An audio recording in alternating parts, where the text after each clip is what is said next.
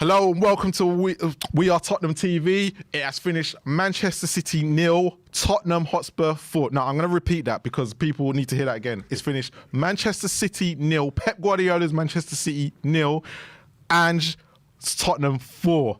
And we are the boys from Spurs Kings TV. Ash? Oh, when the go marching.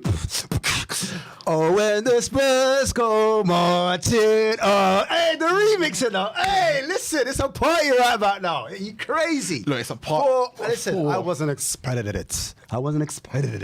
Because 4-0, brother. I'm like, whoa. I'm happy to get. Remember, I said a draw. Draw, yeah. A draw. Let's go for it. Let's go for it. First 10 minutes of this game. First 10 minutes of this game. Basuma gets booked in the first minute. The first exact minute, right? And we're looking at going, what the hell? Right? That's him done for the rest of the game. Yeah. Right? And we kind of said, look, it's a case of what will it do for him for the rest of the game? He can't tackle now. Will Sarr have to step up? And then Haaland has a chance. And we're a bit against the ropes in the first 10 minutes. Like, how were you feeling at that point? I was like, this is typical City. But you know what's mad? I was like, we looked a bit rattled, a bit jaded at the start. But I always feel like when teams, and they suit the way we play, when they come onto us, that means there's more space in behind. Do you know what I mean? And I saw when we played against their B team in the FA Cup, or not FA Cup, in the League Cup, and we got the result. And I was like, actually, the more they have the ball and they don't put it in the back of the net, the more we're going to grow in confidence. And it just takes our front two, front three, whatever, some of our forward players, to kind of like just put their chances away. And so I wasn't too panicked by it, but at one point I was like, oh, yeah, they're playing through us way too easily. Do you know what I mean? So that was what's going through my head, if I'm being totally honest. And then against the run of play, Kulu gets the ball, lays a fantastic ball in the box, our first chance of the game, and Madison puts us 1-0 up at the Etihad. Now, as Spurs fans, we're thinking, this is the Etihad. This is our ground. This is where we like to play. But could we get carried away at that moment? We're Spurs fans. Of course we can't. Hey, that should be that should be like a meme, like, hi, I'm a Spurs fan. You can't get carried away when you're away from home. Hi, I'm a Spurs fan. 4-0 up. Don't get carried away, I'm a Spurs fan. But yeah, like going through that goal, I was still in heaven still, I'm not gonna lie to you, 1-0. But I was still nervous, but I was like, it was like a shock. Do you know what I'm saying? A bit of a relief. And that too. A lot of emotions, heart beating, sweating through my armpits. I can't lie. Need to go on and have a shower. But yeah, listen, a roller coaster of emotions, if I'm being totally honest. But as for the goal scorer, Matters, it kind of look. Let's look at the last few weeks, and there's obviously been a problem with Ange, or there's been a problem with Matters. We don't know which one. But for him to come in and be justified, start him. Are we starting to see Ange turn a corner with certain players when he falls out with them? I just think like there's a lot of narratives, and I think Ange is trying to dispel a lot of them because people think he's fallen out with certain players, and actually by him starting Madison, City, let's face it, they're the best team in the league, or if not Europe. Do you know what I mean? Yeah, one of the best and teams, so he's trusting his player to say, look, Brennan Johnson, he's been not bad form this season. Brennan Johnson's been a bit of form. Yep. He said, look, I'm going to bench him. So I don't mind that no one's like invincible, no one's unbenchable. Do you know what I mean? It doesn't matter if you're scoring goals in a team, if you're playing well, etc. You could be benched at any time. So you need to have a good performance. So, and I like how, because to me, Madison, when he scored that goal, he looked cool. You know what I'm saying? Like, He did. That's what I do. Yeah. That's what I do, And you saw the smile slowly come on the back of his face as well when he put it in. Well. The confidence. It was a very, as someone put in the chat when we were watching, it was a very, very Dele Alli-esque kind of goal where he goes in at the back post and he just puts it in. It was a very similar to Kane's goal against Manchester City when we were beaten 3-2, where he goes in, and it's probably one of City's weaknesses, and Ange has exploited that today. But then the game still falls back into Manchester City's favour. They still have chances, but Vicario saving them. Yeah. But then 7 minutes later, we take a 2-0 lead. Yeah, sucker punch. And how the goal came about was Manchester City gave the ball away to Kulu. Kulu lays it on the edge of the box to Madison. Madison sees Son available on the left-hand side, and he's like in so much space. He plays it to him. But Son cuts back inside on his right foot. And at that moment, I was like, what are you doing? But then lays a deft pass back into Madison, who then loops it over Edison. Like, listen, my broski, the dink was sensational. The way he just took it first time, flowed it over, no rush, composure at its finest level. And I'm like, that's what you want from your top players. Because a lot of people were getting onto Madison, you know what I mean? Yep, they were. And I was like, gotcha, gotcha. So when he put it in the back of the net, I was so ecstatic. I was happy for him. Yep. And I'm like, a lot of people are like, oh, where's your big players? You need your big players to step up. And I felt all of our bigger players, or so-called big players, kind of stepped up today. And I did read the presser before, moving on to Kulu, saying, you know, he was like, it's one of the games I really love playing for. Yeah. I love playing against City, and it really showed today, do you know what I mean? But the only critique I would say on that is you kind of want them to be up against the Ipswiches and the Palaces, that same type of energy. Do you know what I mean? I'm with you on that. Because, look, a lot of people would have been going, look, we were 2-0, still talking about Ipswich. Yeah. Right, and everyone in the chat Still was scarred. still scarred from Ipswich.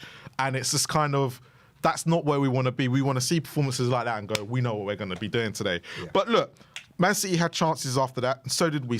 And I said to you, right, we had a chance from Solanke in the 27th minute. Were we going to regret that at half-time? Mm-hmm. And you kind of said, we could do, but you were a bit more confident than I was going into it. Yeah. But obviously, we go into half-time 2-0 up. Why were you a bit more confident than I was? Because, you know, I'm a Spurs fan, so are you. Yeah. But did you see enough out there on that pitch? I just saw that original game at Tottenham Hotspur Stadium, and I know the result didn't go in our favour, but I just said, I look at the chances that we're creating, they're going to continue to do what they're doing, and they're going to be open. They're missing, a lot of people, I was trying to push it hard on my shows and other shows. I was like, they're missing sixes, they're missing DMs. Kovacic missing today was massive. Yeah, it was massive. When I saw that, it gave me a little ounce of hope. And so in the second half, I said, yes, they are creating a lot with the ball, but without the ball, they can be got at, especially in those channels, because they can't. And they've got centre backs playing fullback. Do you know what I mean? Yeah. So I was like, Walker for me, he's a bit tired. Do you know what I mean? Yeah, he's got a bit burst of pace in a direction, like in linear lines, in a vertical line. But if you take him, zigzag him, he hasn't really got that same type of legs as he had before. And you can see he's slightly on the way out, in my opinion.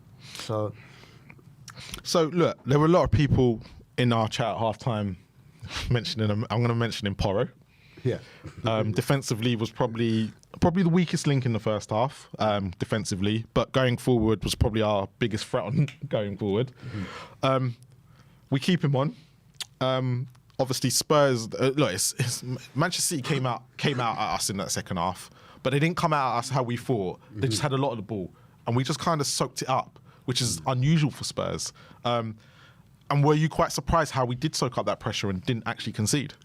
I was surprised by the way we started, and I felt like the 2-0 cushion, and because we started on that front foot slightly, where we were in their half pushing them back, that gave the players a lot of confidence. Yeah. So even though you make a mistake, you can't let that be your world, if that makes sense. You can't live on that. You can't die on that hill. You can't live there. And yes, Porro made a mistake defensively. Udogie made a mistake on the ball. Do you know what I'm saying?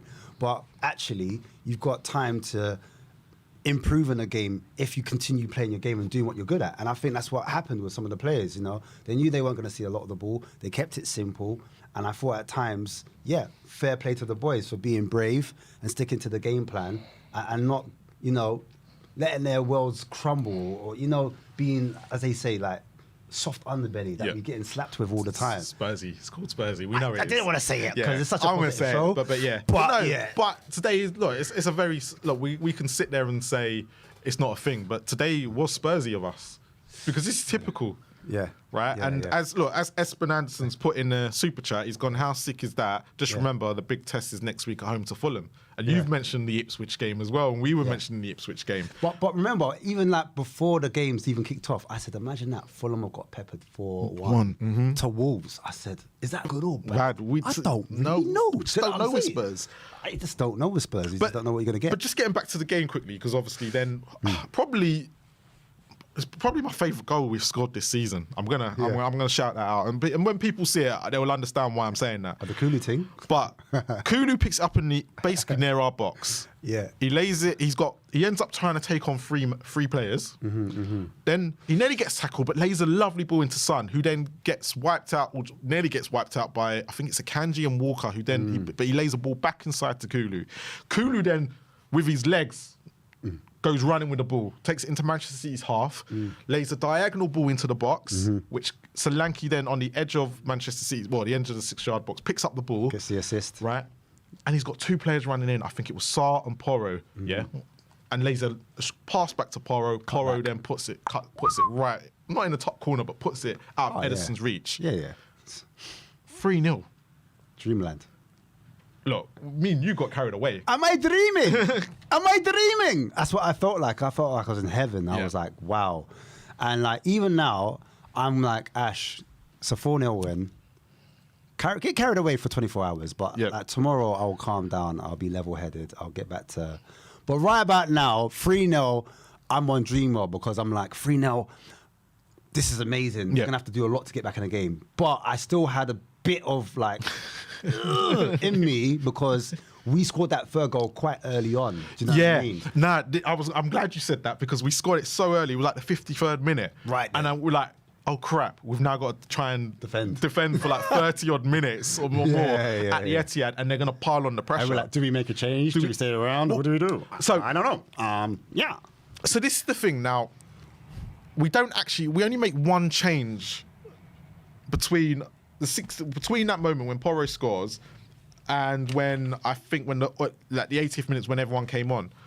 Was it justified? Because we criticised for Ange for his in-game management, but he let the team suffer. That's right. Right? That's right. But was this just the wrong time to make them suffer? I get we won, but should he have made the changes slightly earlier just so they're not on their feet?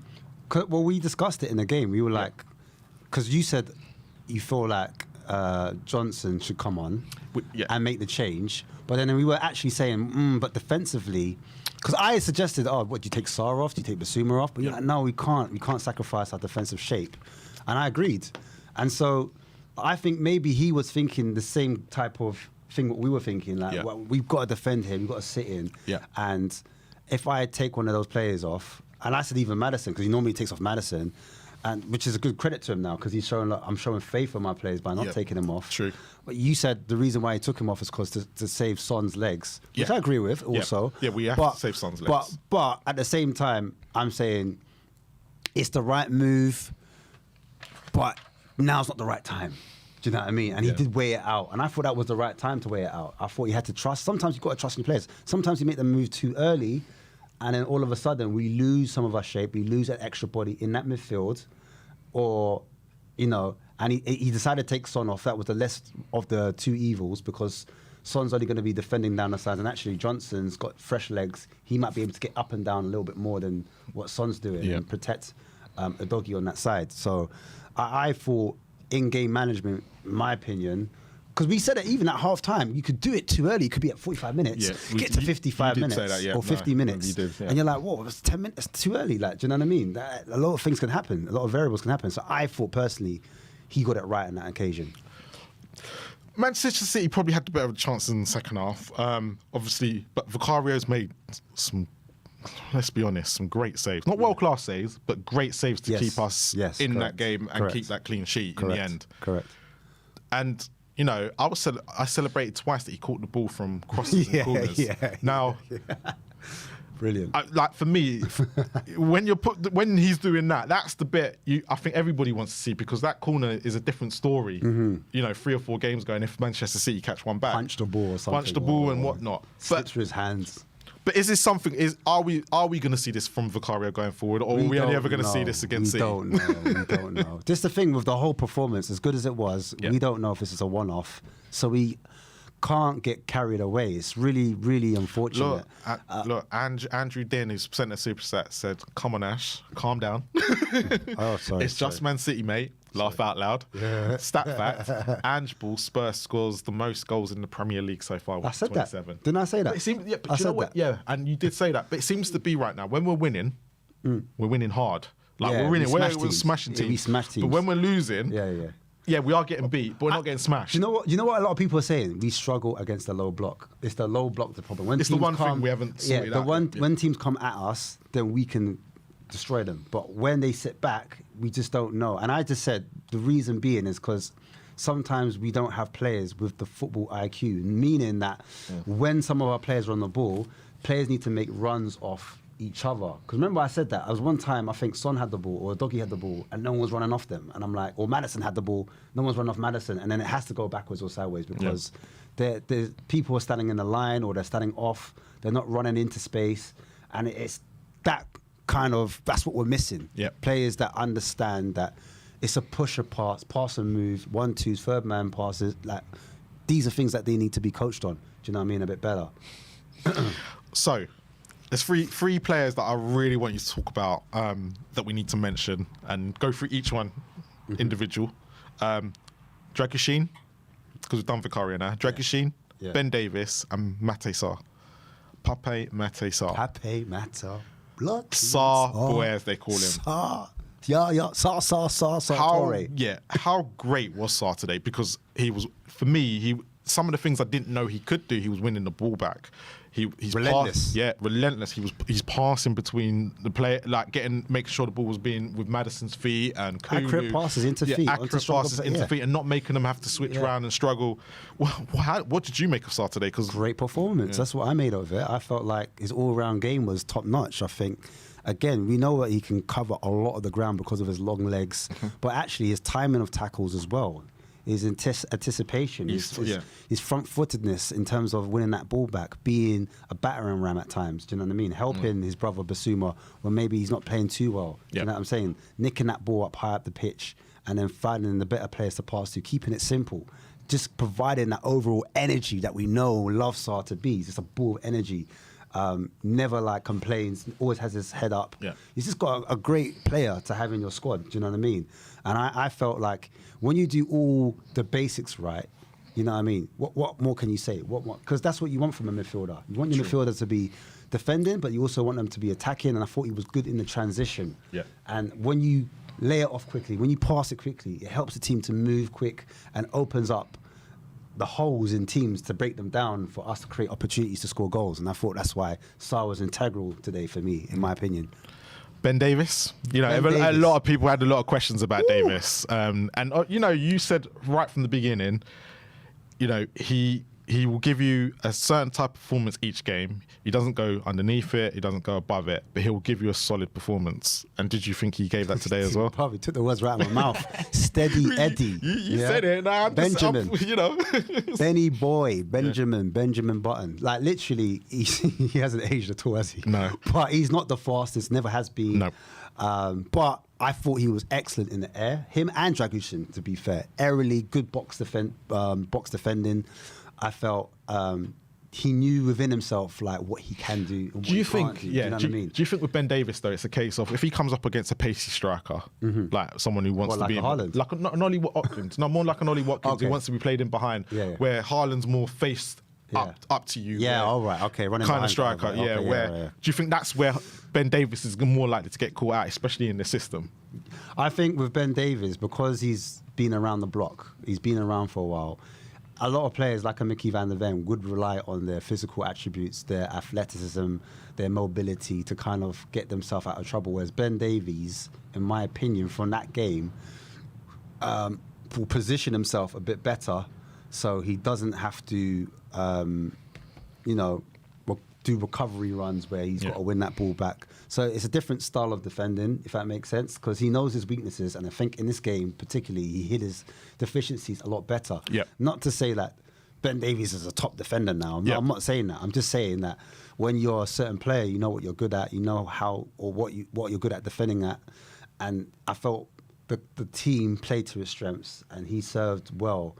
And we don't hear a lot of the things, but I remember in lockdown, he was the one that was talking a lot, blah, blah, blah, blah, barking instructions.